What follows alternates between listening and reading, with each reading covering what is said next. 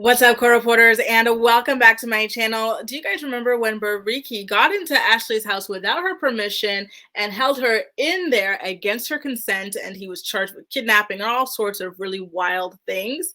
Well, a Starcasm just leaked some information about the police reports that Ashley's parents wrote to support her against Barr. And I'm telling you, the stuff that you are going to see, read, hear for yourself are rather shocking. So please be warned that this is not some light, casual stuff. Like, Barr has allegedly been terrorizing not only Ashley, but her family and friends for the past several years, like the better part of nearly a decade now, you guys. So I'm going to get into it with you guys. Once again, all of this is courtesy of starchasm.net. Make sure to check out their website. They've always got the reality tea on tap. Pun not intended. That was an accident despite Pastor T being up here. So let's take a look at what it is that they had to say. It really is rather shocking. So first of all, her mother, let's get into her report first. She said, and I quote, "The last 7 years has been a nightmare. I am a retired pastor, and Bariki has shown up to my church services to fight my children." Like, that first phrase alone just blew my mind, that Bariki was popping up in church to fight the pastor's children. Like, please have some decorum. "He has jumped my deceased son, fought my oldest daughter, and my husband." Like, Barr, dude. She also continued on to say that he shot up my daughter's home as we were celebrating her medical assistant graduation party. Do you guys remember that? That was a huge storyline on Teen Mom Next Chapter, and it led to the probation that he was on, which, you know, also is quite shocking that he followed Ashley to Nevada to commit this latest crime while he was on probation that prohibited him from leaving California. Like, it's just a lot. She continued on to say, "I have tons of messages he has sent me back to back harassing me. I have had to go to Ashley's house and bring her out because he had a gun holding her hostage. He keeps the family in fear with threats and violence that we know he will do. We have watched him with our own eyes pull guns on people. At this point, we are looking over our shoulders, scared because we don't know when he will just show up and start beating on my daughter again." Guys, how hard was that to read? Like, it's one thing to hear these things being described on the show and whatnot, and like hearing that he got arrested, but like for her parents to be providing these sorts of testimony is crazy. We haven't gotten to her father's testimonies yet, but I just want to say, because I never really watched Teen Mom 3, Young and Pregnant, these sorts of things. So I was missing a huge chunk of the story in regards to this relationship. I knew it was a toxic relationship, but I didn't know how bad it was because, you know, when they popped back up into the Teen Mom universe, or when they popped into the Teen Mom Next Chapter / Teen Mom 2, which is the stuff I watch, they seem to just be like regular toxic, not like violent, crazy, you know, this type of stuff. So I am rather shook at all that's been happening, you know, especially with them having just gotten married and stuff like that. Like, it's just, it really is throwing me for a loop here. Now, her father, Ted, also left his own kind of testimony saying, "Bariki Smith has been a pain to deal with for several years, constantly harassing our daughter to the point she wants a divorce from him. And also, all the times he has put his hands on her and threatened to do bodily harm to her and us. The destruction to property he has done, the family as a whole is totally done with him.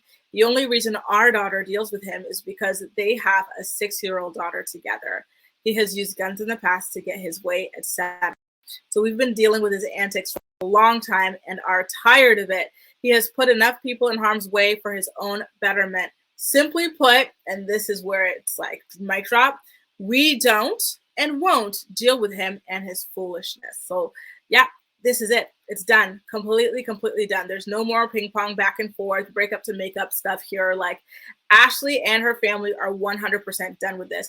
And like, just reading this, I would like to see if her sister comes forward with her own testimony as well. That could only, you know, strengthen the case that Ashley has against Barr, although I think it's pretty open and shut at this point. But I think this is just a testament to how supportive all these people are, because, like, again, for someone like me who missed out on their, Young and Pregnant era or whatever. Like I wouldn't have known it was this bad just because of how like supportive her family has been of her relationship and everything like that. You saw her mom and her sister, like they don't really come at Bar like super like, and I'm thinking of myself the way that I would if my sister was messing out around with a guy who had this kind of like, a history, this, that, and the other. Like I just would like be very vocally against it, you know what I mean?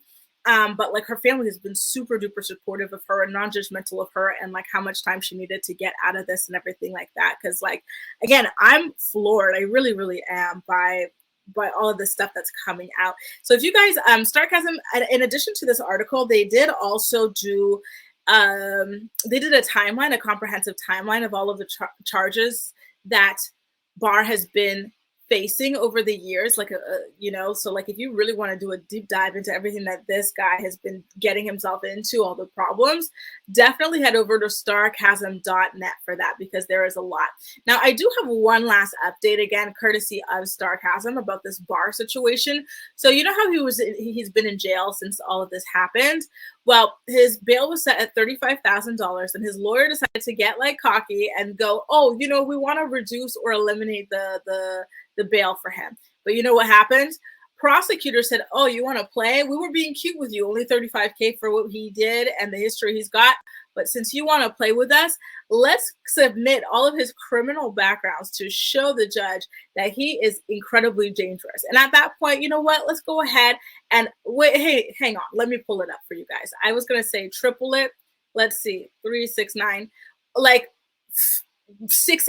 They're trying to go 6X on the amount that his bail is set at. So now Bar's lawyers are like, actually, you know what? Never mind. Tails tucked between their legs, no longer requesting for reduction or elimination of bond. It's just crazy to me that like people can fight for, that lawyers can fight for people like Bar to be out roaming the streets. This man crossed state lines. He brought a weapon with him. He broke into his ex's house, all just because she had a new boyfriend. And you're trying to get his bail thrown out. You're trying to get him back on the streets. Like, you really don't care about people, do you? Right?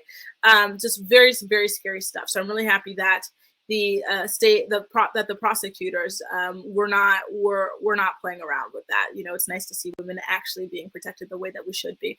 Now, Bar's status check hearing in this case is scheduled for September 24th, and then the trial is going to actually start on October 21st. Okay, you guys, speaking of these dates being out there, and this is like a little bit off topic, but also kind of not, because it still is within the Teen Mom universe. I'm kind of curious as to what happened with David Eason's. Oh, look at that. Speaking of David Eason, look who's over here trying to sell me some corn. Hang on. Can you see her face?